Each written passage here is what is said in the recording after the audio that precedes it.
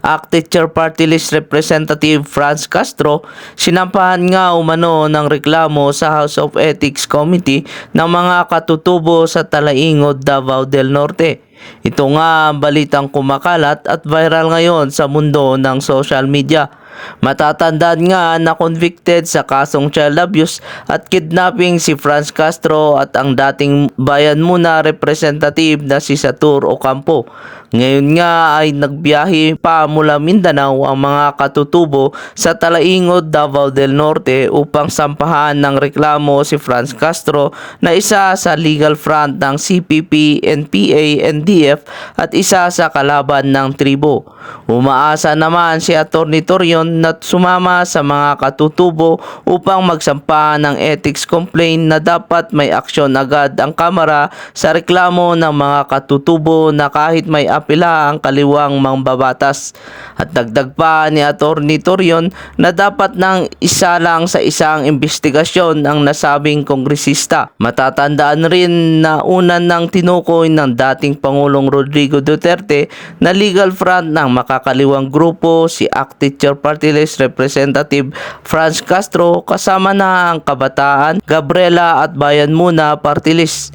Banat naman ng mga katutubo na walang karapatan si Franz Castro na manatiling congresswoman dahil convicted ito sa kasong kidnapping at child abuse. At dagdag pa ng leader ng mga katutubo na malaking pasakit ang idinulot ng mga recruiters sa kanilang tribo at walang kapatawaran ng gulong idinulot ng mga ito. Umaasa naman ng tribong Talaingod na pakikinggan sila ng mga mambabatas nang mapigilan ng pagtakbo bilang isang senador ni Franz Castro. Marami nga sa ating kababayan ang nagpahayag na dapat nang gumawa ang gobyerno ng hakbang upang ang mga party list na may kaugnayan sa makakaliwang grupo ay matanggal sa Kongreso dahil sayang lang ito sa pera ng bayan at hindi dapat ginagawang miyembro pa ng Quadcom. Ayuda o AKAP program ng mga kongresista na tinanggal ito sa Senado.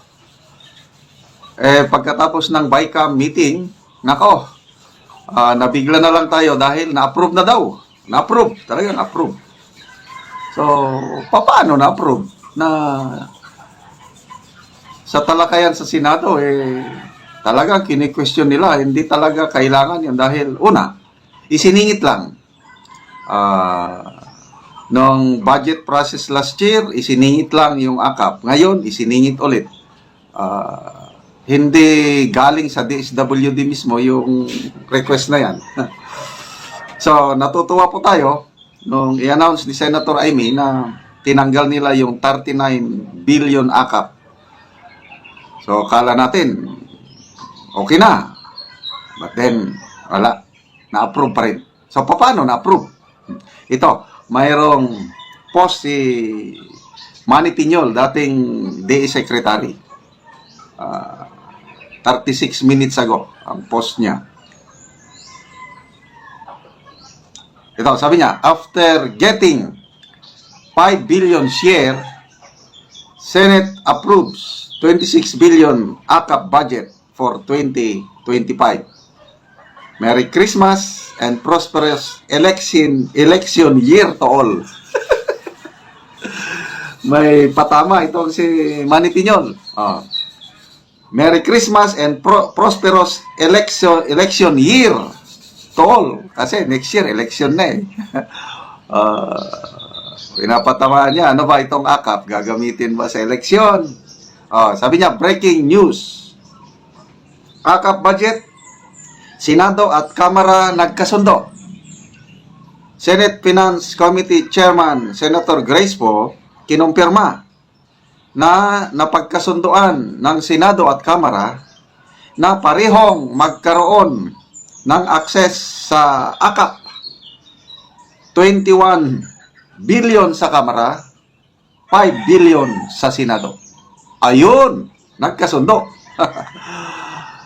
Akala ko ang ating mga senador talagang binubusisi nila yung mga ganyang budget na yung mga alanganin, wag aprobahan. Kaya tinanggal nila yung AKAP dahil alanganin Dahil padubli-dublan, may tupad, may AX, may card, may 4-piece. Ang dami ng ayuda para sa mga Pilipino. Nahuhulog na nga tayong ayuda nation eh.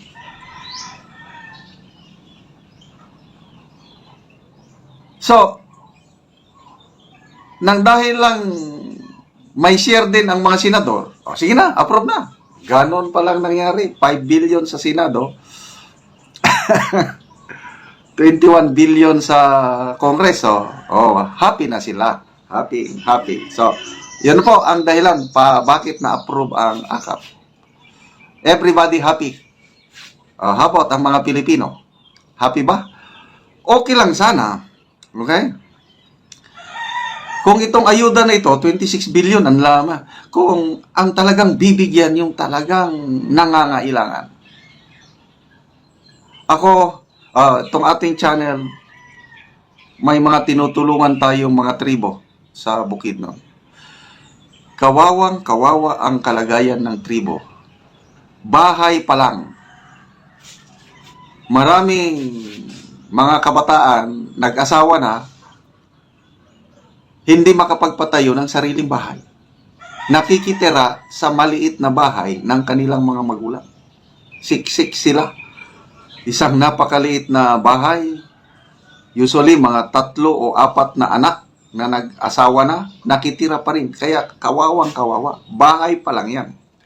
So, yung bahay na yon ng mga magulang, luma na yung yero, butas na, tumutulo.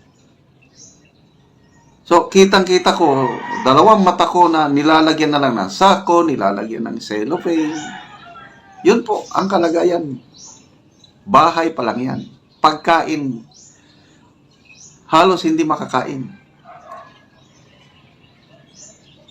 Magtrabaho sila sa mga farm, yung daily basis, daily wage earner, ang sweldo lang doon is 200 pesos per day. Kaya, ilang kilo lang ang mabili nun. Nakakaawa ang kalagayan. Kung itong AKAP, itong mga ayuda, makakarating sa mga pobreng-pobre, no problem. Kailang, may nakarating na ba? Mula nung umupo itong administrasyong ito, magtatatlong taon na, wala pa akong nakitang ayuda o wala pa akong nakitang tulong ng gobyerno na dumating doon sa Talandig 10 City na tinutulungan natin. So, saan gagamitin itong AKAP? Ayun ang bahala. Sabi nga ni Manny Piñol, sabi niya, prosperous election year.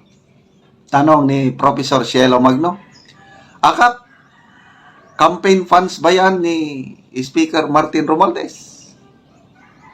Mga tanong lang. Okay, so magbasa tayo sa mga comments, ano?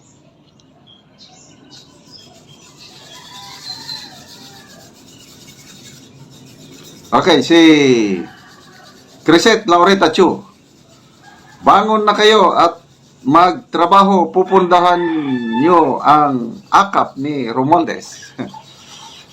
Si Jason Navarro Ocampo, Mary Krokmas, Krok from the word crocodile.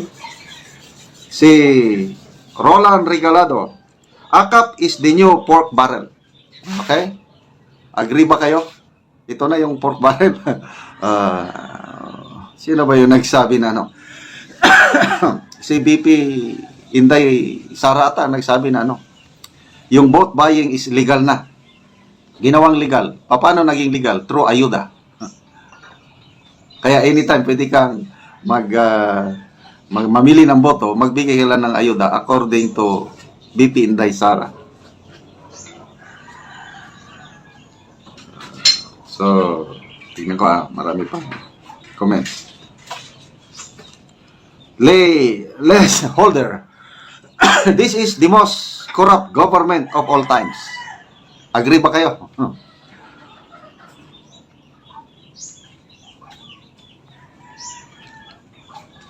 Gerald C. He is practically engaging in vote buying using taxpayers' money under the guise of assistance for the poor. Ito naman problema ang mga kababayan natin. Yung hindi nag-iisip. Short-sighted ang ating mga kababayan.